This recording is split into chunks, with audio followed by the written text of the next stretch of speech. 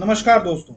स्वागत है आप सबका कॉलेज एडमिशन स्कॉलरशिप्स.com के आज के सेशन में। तो दोस्तों, आज का हमारा टॉपिक है कि taking DNB diploma is a good decision और नॉट। डीएनबी डिप्लोमा आपको काउंसलिंग में लेना चाहिए या नहीं लेना चाहिए। डिप्लोमा करने के बाद भविष्य में क्या कोई परेशानी होगी या उसका स्कोप कैसा है, उसके ऊपर हम थोड़ा डिस्कशन करेंगे। बिकॉज काफ़ी क्वेरीज आती हैं कि सर क्या हम डिप्लोमा लें या ना लें, क्या करें, किस तरीके से जाएं। क्योंकि अगर हम डिप्लोमा की बात करें और स्ट्रे मॉप अप राउंड तक की अगर हम बात करते हैं, तो diploma in anaesthesia, DNB diploma in anaesthesia 40-50 हज़ार रैंक तक भी मिल सकता है और मिलता है।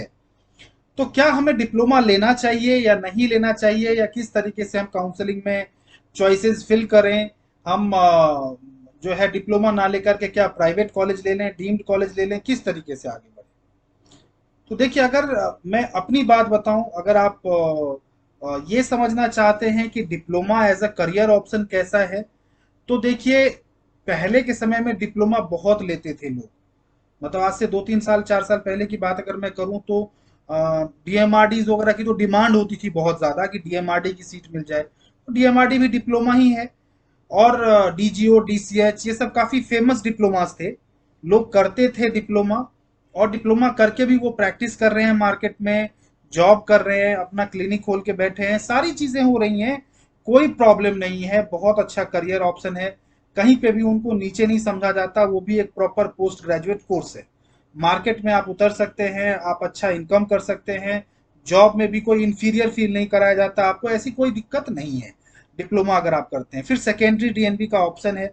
अगर आपने डिप्लोमा कर लिया है और स्टिल आपको लगता है कि मुझे अगर हायर एजुकेशन की तरफ जाना है, प्रोफेसरशिप करनी है या कुछ ऐसा करना है, तो आप सेकेंडरी डीएनबी भी कर सकते हैं।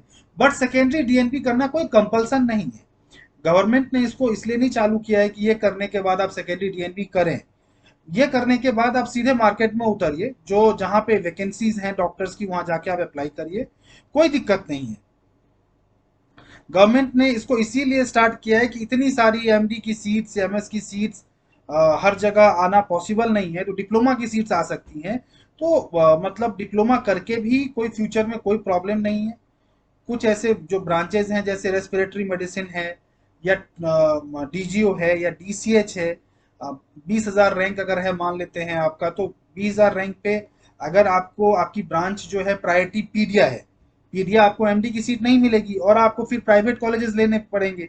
तो प्राइवेट कॉलेज में आप 50 लाख रुपए लगाओगे, उससे बेटर है कि आप डिप्लोमा ले लो गवर्नमेंट इंस्टीट्यूट में। 20,000 रैंक पे आपको मिल जाएगा डिप्लोमा गवर्नमेंट इंस्टीट्यूट में। अगर 20,000 रैंक पे आपको एक अच्छे टॉप क्लास इंस्टीट्यूट में, गवर्नमेंट इंस्टीट्यूट में डिप्लोमा मिलता है, जिसमें आपको अच्छा काम सीखने को मिलता है, अच्छा पेशेंट लोड है, आपकी फीस मात्र 1.5 लाख रुपए होती है, तो प्रॉब्लम क्या है। बाद में 2 साल के बाद में 2 साल तक आपको अच्छा स्टाइपेंड मिलता है, आप काम सीखते हो। तो मैं तो कहता हूं कि डीएनबी पीट्स भी अगर किसी को बेकार थर्ड क्लास इंस्टीट्यूट में मिल रहा है, उससे बेटर है कि डिप्लोमा वो एक अच्छे गवर्नमेंट इंस्टीट्यूट में ले लें। बिकॉज डीएनबी अगर किसी प्राइवेट में 200 250 250 बेड हॉस्पिटल वाला बेड वाला हॉस्पिटल है, और उसमें अगर आपको मिलता है, इतनी अच्छी ओपीडी नहीं है, फैकल्टीज नहीं है, उसके कंपैरिजन में अगर मान लेते हैं कि Ganesh Shankar medical college UP आपको मिल जाता है डीसीएच 20,000 रैंक पे, तो क्या प्रॉब्लम है। इतना पुराना कॉलेज, मेडिकल कॉलेज, फैकल्टीज हैं, सब है, वहां को काम सीखने को मिलेगा, पढ़ने को मिलेगा, कोई दिक्कत नहीं है। वो करिए, उसके बाद प्रैक्टिस करिए, मार्केट में उतरिए, कोई दिक्कत नहीं है। और अगर फिर भी अगर आपको लगता है, तो आप सेकेंडरी डीएनबी कर लीजिए, कोई प्रॉब्लम नहीं है उसमें। रिकॉग्निशन में किसी भी तरह की कोई दिक्कत नहीं है, प्रॉपर रिकॉग्नाइज्ड है। एनबी डिप्लोमा जो है वो एनबी ने स्टार्ट किया है, और आप सभी जानते हैं कि एनबी किस तरह की बॉडी है। वो कोई ऐसी बॉडी नहीं है कि उसको किसी से अप्रूवल लेने की जरूरत पड़े। और सारे अप्रूवल्स हैं, एनएमसी अप्रूवल से सारे अप्रूवल्स हैं। तो डिप्लोमा लेने में किसी भी तरह की कोई हिचकिचाहट आपको नहीं होने चाहिए मेरे हिसाब से।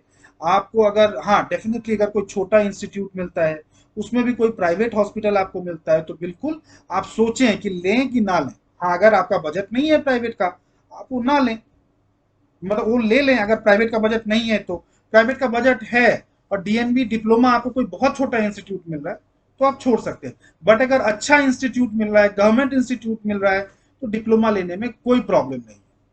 अगर 40 45 50 हज़ार रैंक पे आपको डिप्लोमा इन एनेस्थीसिया मिलता है, और एक अच्छा इंस्टीट्यूट मिलता है, तो कोई परेशानी नहीं है। 50,000 रैंक पे आप एमडी एनेस्थीसिया करने के लिए जाएंगे, आपका बजट 50-60 लाख से कम का नहीं होगा। अगर आपने 2 साल डिप्लोमा किया और उसके बाद में 2 साल सेकेंडरी डीएनबी कर लिया, 4 साल आपकी पढ़ाई हुई और आपने 50-60 लाख रुपए सेव कर लिए, बहुत बड़ी बात है, कोई दिक्कत नहीं है। उतने पैसे अर्न करने में बहुत समय लगेगा। तो कहने का मतलब ये है कि अगर आप डिप्लोमा देख रहे हैं तो कोई गलत नहीं है इसमें, अच्छा फ्यूचर स्कोप है, पैसे आप अपने बचाएंगे प्राइवेट के कंपैरिजन में, और अगर आपको अच्छा इंस्टीट्यूट मिलता है तो सीखने को भी मिलेगा और कम समय में आप मार्केट में उतर पाएंगे, इनकम करने के लिए जा पाएंगे, जॉब करने के लिए जा पाएंगे। तो बहुत ही बढ़िया ऑप्शन है, कोई दिक्कत नहीं है, आपको जरूर लेना चाहिए। इस वीडियो में बस इतना ही, और अगर कुछ डिटेल जानकारी चाहिए तो दिए गए नंबर पे संपर्क करिए, व्हाट्सएप करिए। आपकी रैंक पे क्या पॉसिबिलिटीज है मैं आपको व्हाट्सएप पे बता दूंगा। और अगर आपको पेड गाइडेंस चाहिए तो दिए गए नंबर पे संपर्क करें, हमारे एग्जीक्यूटिव से बात करें। आप हमारी पेड गाइडेंस भी ले सकते हैं, जिसमें हम पूरी काउंसलिंग आपको गाइड करेंगे, चाहे वो ऑल इंडिया कोटा हो, स्टेट कोटा हो, डीएनपी हो, डिप्लोमा हो, गवर्नमेंट हो, प्राइवेट हो, हर चीज में आपको गाइडेंस हम प्रॉपर प्रोवाइड करेंगे। नमस्कार।